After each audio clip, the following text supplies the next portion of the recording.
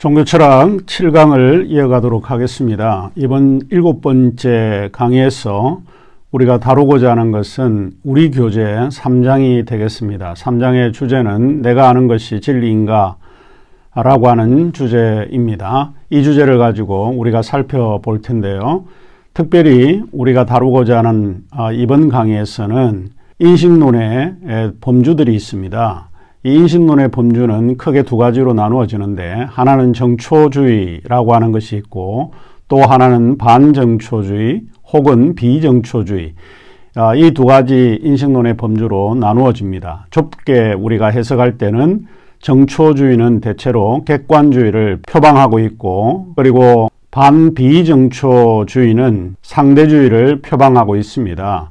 그래서 오늘 이 7번째 강의에서 다루고자 하는 것은 이 두 가지 인식론의 범주를 가지고 우리가 살펴보도록 하겠습니다. 간단하게 이야기를 하자면, 정초주의는 진리를 규정할 수 있는 토대가 존재한다라고 하는 이야기이고, 반 혹은 비정초주의는 토대가 없다, 어떤 삶의 기준을 규정할 수 있는 것은 존재하지 않는다라고 하는 이야기입니다.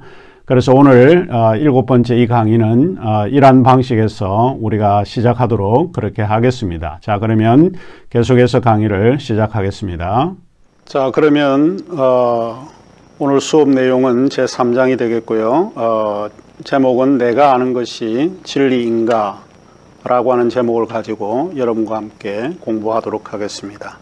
우리가 이제 배울 내용은 간단하게 요약을 해드리자면, 첫 번째로 인식론이라고 하는 게 뭔가, 인식론이라고 하는 게 뭔가를 우리가 오늘 조금 배우게 될 것 같고, 두 번째로 인식론에는 여러 범주가 있습니다. 크게는 두 가지 범주가 있는데, 인식론의 범주에 대해서 우리가 공부를 합니다. 특별히 인식론의 범주로서는 정초주의와 반 혹은 비정초주의, 조금 좁게 인식론을 해석을 하자면 객관주의와 상대주의, 이 두 인식론의 범주를 우리가 살펴보도록 하겠습니다. 그 다음에 이제 네 번째로 진리의 문제를 다루게 되고, 그 진리가 어떻게 정당화되는가 라고 하는 문제를 살펴보도록 하겠습니다. 여러분이 가지고 있는 교재로는 111쪽부터 시작이 되는데 참조해 주시면 좋을 것 같습니다. 자, 그러면 우선 인식론이라고 하는 게 뭐냐 하는 것입니다. 고대 아리스토텔레스, 플라톤의 제자였던 아리스토텔레스는 이런 이야기를 했습니다. 모든 사람은 본성상 알기를 원한다. 알고 싶어하는 욕구는 모든 사람들에게 다 가지고 있는 거다라고 하는 이야기입니다. 사실 인식론이라고 하는 것은 학문의 시작만큼 오래되었다고 볼 수 있고요. 학문의 출발점이라고 할 때 아마 그것은 다른 말로 이야기를 할 때 인식론에서 시작이 되었다라고 해도 그다지 틀린 말은 아닐 것입니다. 인식론이라고 하는 용어는 학문적 공동체에서 즐겨 쓰는 용어이기는 하지만 우리의 일상에서 흔히 발견되는 어휘이기도 합니다. 사람이 가지고 있는 일반적인 믿음이나 신앙 또는 미래에 대한 막연한 기대감 등과 같은 생각들이 아마 인식론의 범주에 속한다라고 생각하시면 될 것 같습니다.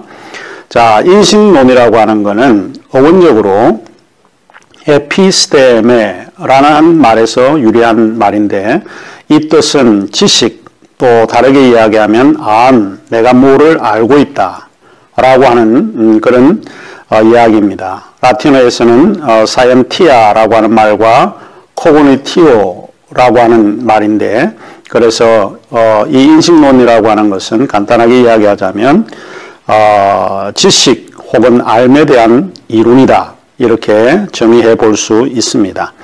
우리가 인식론, 내가 알고 있는 거를 확신하기 위해서는 몇 가지가 좀 필요한데, 그것이 합리성이라고 하는 게 필요하고, 정당성이라고 하는 게 필요하며, 보증성이라고 하는 것이 필요합니다. 그래서 결국엔 이제 인식론이라고 하는 것은 합리성, 정당성, 보증성을 추구하는 그런 영역이다 라고 하는 것으로 여러분이 요약을 하시면 될 것 같습니다.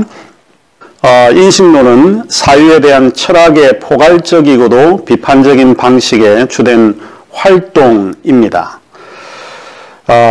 오래전에 확실한 지식을 얻기 위해서 출발한 인식론은 회의론에서 시작이 되었습니다. 소위 영어의 skepticism이라고 하는 이야기입니다. 모든 것을 의심해 본다는 것이죠.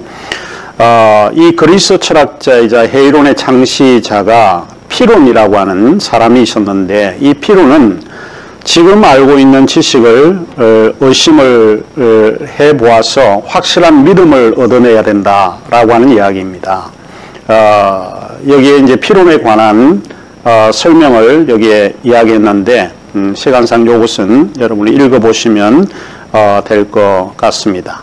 자, 그러면 인식론은 중요한 것 중에 하나가 뭔가 하면 진리가 아니라 진리로 승인하는 방식입니다. 그래서 인식론은 내가 알고 있는 것이 이게 왜 확실한 건가, 그거를 확인하는 방식, 이것을 이제 인식론이라고 합니다. 인식론의 차이는 굉장히 많습니다. 뭐 이를테면 어떤 사람은 역사에 일어난 사건들을 가리켜서 암흑시대라고 말하기도 하고, 어떤 사람은 황금시대라고 말을 하기도 합니다.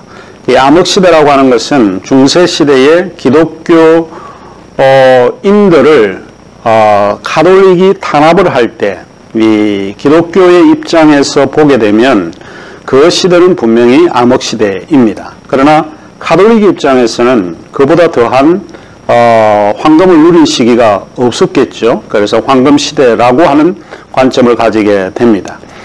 우리 한국에 일어난 사건 가운데 동학난이 있고 동학혁명, 두 가지로 이렇게 호칭을 할 수 있는데, 동학난이라고 하는 것은 이 불만을 가진 몇몇 사람들이 소란을 일으킨 것을 동학난이라고 할 수 있습니다. 그러나 이 한국 사회의 거대한 이 구조 개혁을 한다고 생각을 할 때는, 그런 생각을 가지고 접근을 하는 사람은 그것은 동학난이 아니라 동학혁명이 됩니다. 또 우리 강주 사태라고 부르기도 하고 광주혁명이라고 부르기도 합니다. 이런 차이는 어디서 나는가? 그거는 인식론의 차이에서 나오게 되는데, 간단히 이야기하자면 인식론은 하나의 관점을 허용하고 있다. 이 허용된 관점에서 인식론의 차이가 형성되어진다라고 하는 것입니다. 만일 인식론이 진리가 아니라 진리로 승인하는 방식이라면 진리의 본성이 누가 어떻게 보는가에 따라 달라질 수 있음을 인정하도록 요청하고 있다 하는 것입니다. 그 다음에 인식론의 범주라고 하는 게 뭐냐? 그것은 나는 무엇을 알 수 있는가? 나는 무엇을 할 것인가? 나는 무엇을 바라고 있는가? 라고 오래전에 케니스 베르크 철학자였던 임마누엘 칸트가 이야기를 했습니다. 보통 우리가 학문을 이야기를 할 때 이 세 가지 범주에서 벗어나지를 않습니다. 나는 무엇을 알 수 있는가라고 이야기를 할 때 바로 이 이야기는 인식론의 범주입니다. 나는 무엇을 할 것인가 라고 할 때 그 한다라고 하는 것은 우리의 행위를 요청하고 있기 때문에 이것은 윤리라고 말할 수 있습니다. 그리고 나는 무엇을 바라고 있는가 라고 할 때 미래의 어떤 사건을 내가 기대하고 바라는가 라고 하는 것이죠. 이것은 종말론의 문제입니다. 미래의 사건이라고 볼 수 있는 겁니다. 그래서 결국에는 임마누엘 칸트가 이야기한 것처럼 학문의 큰 범주는 사실 인식론, 윤리, 그 다음에 종말론, 이 세 가지가 굉장히 중요한 역할을 하고 있습니다. 여기서 종말론이라고 할 때 여러분이 조금 혼돈할 수 있는데 이것은 시간의 문제라고 볼 수 있는 것입니다. 자, 그러면 우리가 지금 논의하고자 하는 인식론의 범주에는 크게 이제 두 가지가 있다고 말씀을 드렸습니다. 하나는 정초주의가 있고 하나는 그와 반대되는 비정초주의가 있다라고 하는 이야기입니다. 아마 정초주의라고 하는 용어 자체가 여러분에게는 생소하게 들릴 수 있습니다. 정초주의라고 하는 것은 지식의 토대가 존재한다고 믿는 신념입니다. 내가 이것이 옳다라고 믿는 것은 어떤 기준, 근거를 가지고 있다라고 하는 것이죠. 정초주의란 지식의 토대가 존재한다고 믿는 신념이다라고 하는 것을 여러분이 정의해 주시면 좋을 것 같습니다. 비정초주의, 그러니까 반정초주의와 또 비정초주의가 있는데, 반정초주의는 정초주의에 대한 조금 엄격한 의미에서 반대하는 개념을 말하고, 비정초주의는 정초주의의 개념을 규정하기에는 조금 폭이 넓어서, 그러니까 조금 더 포괄적인 의미에서 비정초주의라고 하는 말을 사용하고 있습니다. 그러면 반비정초주의라고 하는 것은 지식의 토대가 존재하지 않는다고 믿는 신념입니다. 기본에 우리가 알고 있는 것을 정확한 근거를 찾기 혹은 토대를 찾기가 어렵다라고 하는 말에서 반비정초주의라고 우리가 말을 하고 있습니다. 정초주의는 그러면 여러 이제 학문의 영역들이 있는데, 우리가 이제 생각을 해볼 때에 절대주의, 근본주의, 객관주의, 그 다음에 개혁주의라고 하는 것인데, 여기 개혁주의라고 하는 것은 다른 것이 아니고 소위 이제 종교개혁, 리폼드 사상을 가지고 있는 것을 개혁주의라고 합니다. 이런 사람들은 대부분 지식의 토대가 있다고 믿는 사람들이기 때문에 이런 부류의 사람들을 정초주의자라고 이야기를 합니다. 그래서 절대주의, 근본주의, 객관주의, 개혁주의. 여러분 이제 기억을 해볼 수 있는 것이 이제 이런 이제 영역들이 있습니다. 아마 여러분 성격에도 나는 보통 객관주의야, 나는 칼빈의 전통을 받아서 개혁주의야, 이런 사람들은 대체로 인식론적으로 이야기를 할 때 정초주의, 나는 지식의 토대가 있다, 지식의 근거가 있다 라고 하는 것을 믿는 사람이라고 볼 수 있습니다. 요거를 좀 기억을 하시면 좋을 것 같고요. 그 다음에 이와는 반대로 반비정초주의는 주관주의, 자유주의, 상대주의, 비합리주의, 이것은 이제 정초주의에 반하는 이런 사상들이라고 볼 수 있죠. 이들의 사상이 이제 일반적으로 인식론으로 나타날 때 주관주의나 자유주의나 상대주의나 비합리주의 이와 같은 형태로 나타날 수 있다라고 하는 것입니다. 그러면 한 가지 우리 철학사에서 좀 배울 수 있는 것이 하나 있는데, 그거는 무엇인가 하면, 그러면 반 혹은 비정초주의라고 하는 용어가 철학적 취사 선택이 아니고 정확한 철학적 접근의 실패에서 비롯되었다라고 하는 것입니다. 그러니까 사실 정초주의가 아닌 규범을 생각을 해보니까 그거를 하나의 개념을 잡자고 하니까 잡을 수가 없어서 반비정초주의가 되었다라고 하는 그런 뜻입니다. 학문의 모든 영역에는 사실 이 인식론의 두 범주가 분명히 존재하고 있다라고 하는 것입니다.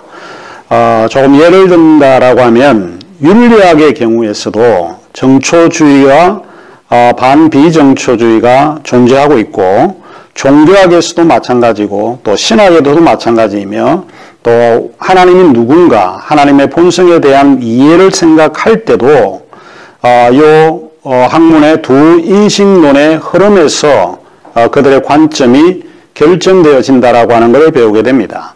그러면 윤리학에서 정초주의라고 할 때 그거는 규범윤리입니다. 비근한 예를 든다라고 할 때에 살인하지 말라, 또 생명을 존중히 여겨라 라고 할 때 그거는 규범입니다. 그 규범은 어디서 왔는가? 성서의 근거에서 우리에게 가르쳐 주는 내용이죠. 그래서 이거는 분명히 성서에 따르면 그거는 옳다, 옳지 않다라고 하는 것을 결정할 수 있습니다. 그래서 규범이 있느냐, 근거가 있느냐, 성서라고 하는 규범이 있느냐라고 할 때 그런 인식론을 정초주의라고 이야기를 하고, 그러나 반비정초주의는 상황윤리라고 하는 게 있습니다. 그 상황윤리 같은 그런 영역은 규범윤리를 반대하고 있기 때문에 상황에 따라서 다르다는 거예요. 이게 가령 이제 낙태를 해야 되나 말아야 되나 라고 하는 문제에 우리가 봉착하게 될 때에 그거는 상황에 따라 다르다는 거예요. 13세 여아이가 임신을 했을 경우에 그가 살아야 될 그런 인생이 너무 길기 때문에 뭐 이런 걸 상황에 따라서 혹은 뭐 간통이라든지 뭐 여러 가지 이제 잘못된 상황에서 임신을 했을 경우에는 이것은 낙태가 가능하다라고 하는 것을 이야기를 할 수 있다는 거죠. 또 산모가 위험하다라고 할 때 상황에 따라서 낙태 허용을 해야 한다라고 보는 겁니다. 그거는 이제 절대 규범을 가지고 잣대로 규정할 수가 없다라고 하는 의미에서 상황 윤리가 존재합니다. 그래서 규범 윤리는 정초주의인 반면에 상황 윤리는 반비정초주의입니다. 이 종교학에서도 마찬가지인데 비근한 예로 불교의 예를 든다라고 하면 불교에는 소승불교와 대승불교가 있습니다. 이 성이라고 하는 것은 바퀴를 이야기를 하고 있는데 소승은 바퀴가 작다, 대승은 바퀴가 크다 이런 뜻입니다. 사실 소승불교인들은 그 법문이라든지 법경을 굉장히 중요합니다. 근거를 삼습니다. 그래서 정초주의는 대부분 소승불교를 구성하고 있고 반비정초주의는 대승불교가 존재를 합니다. 그래서 대승불교에서 흔히 쓰고 있는 것 가운데 하나가 길을 가다가 부처를 만나면 죽여라 라고 하는 이야기를 합니다. 그게 실제 존재하는 실제 사물은 없다라고 믿고 있기 때문에 이들은 절대 근거를 제시하지 않습니다. 그래서 불교에서도 소승과 대승으로 구분하면서 정초주의와 반비정초주의로 나누게 됩니다. 한국의 경우는 소승불교가 아니고 대부분 대승불교라고 볼 수 있습니다. 자, 신학에서는 어떠냐? 신학에서도 마찬가지입니다. 정초주의자들은 하나님의 계시를 굉장히 중요하게 여깁니다. 그래서 모든 결정의 근거는 하나님이십니다. 그래서 위로부터의 신학은 정초주의를 대표하는 것이고 아래로부터의 신학, 인간 중심에서 인간의 경험을 중시하는 이런 신학은 반비정초주의를 주장을 합니다. 결국에는 어떤 신학을 갖는가라고 하는 것도 하나님의 계시, 하나님으로부터 출발을 하는 것이냐 아니면 인간 혹은 인간의 경험으로 출발하는가에 따라서 우리의 인식론 자체가 두 부류로 나눠지게 됩니다. 그 다음에 신이해, 하나님에 대한 이해에 있어서도 정초주의와 반비정초주의가 서로 다르다고 볼 수 있습니다. 하나님과 인간은 다르다라고 주장하는 것은 대부분 정초주의가 주장을 하고 있고 신이 죽어야 인간을 구원할 수 있다라고 하는 신죽음의 신학과 같은 이내 신의 분우성을 강조하는 사람들은 대부분 반비정초주의자들입니다. 그래서 하나님을 어떻게 우리가 볼 건가? 여성의 입장에서 볼 건가? 남성의 입장에서 볼 건가? 다양한 어떤 관점에서 하나님을 보는 것에 따라서 우리의 인식론도 차이가 드러날 수밖에 없다 하는 것이죠. 정초주의와 반비정초주의 이 두 가지가 신에 대한 이해도 결정할 수 있다라고 하는 이야기입니다. 자, 이제는 우리가 정초주의와 반비정초주의가 조금 어려운 철학적인 용어로 제가 말씀을 드렸는데 이거를 좁게 우리가 해석을 해보면 간단하게 이야기를 하면 지식의 두 범주가 조금 객관주의와 상대주의 논정으로 내려올 수 있다라고 하는 것을 생각해 볼 수 있습니다. 그래서 어떤 사람은 나는 객관주의자야, 어떤 사람은 나는 상대주의자야 이렇게 이야기를 할 수 있습니다. 왜 나는 객관주의냐, 나는 왜 상대주의냐, 그들의 관점이 다르기 때문에 그렇다는 거죠. 그래서 이 지식의 두 범주에서 객관주의와 상대주의가 있는데 그러면 객관주의에 대한 것과 상대주의에 대한 정의를 한번 해보도록 하겠습니다. 객관주의라고 하는 건 우리 교재에 나와 있으니까 여러분 읽어보시면 이 내용을 배울 수 있게 됩니다. 객관주의라고 하는 것은 합리성이나 인식, 진리, 실제, 선, 옳음 등의 본성을 결정하는데 궁극적으로 호소할 수 있는 영원하고도 초역사적인 기반이나 구조틀이 존재해야 한다고 믿는 확신입니다. 자, 굉장히 중요하죠. 그러니까 어떤 그 객관주의라고 하는 거는 영원하고 초역사적인 그런 구조틀이 분명히 존재한다라고 믿는 기본적인 확신, 이런 거를 이제 객관주의라고 정의를 합니다. 조금 어렵게 정의를 내리긴 했는데, 조금 해석을 하자면 토대나 기반이 존재한다라고 하는 것이죠. 그래서 이 토대나 기반이라고 하는 것은 마치 아르키메데스의 지렛대와 같습니다. 이 지구 전체를 옮기기 위해서는 한 점이 필요로 하죠. 그게 근거예요. 그게 기반입니다. 무엇을 결정할 때 한 기반, 기준이 반드시 존재해야 된다고 믿는 겁니다. 이렇게 믿는 사람들이 객관주의자입니다.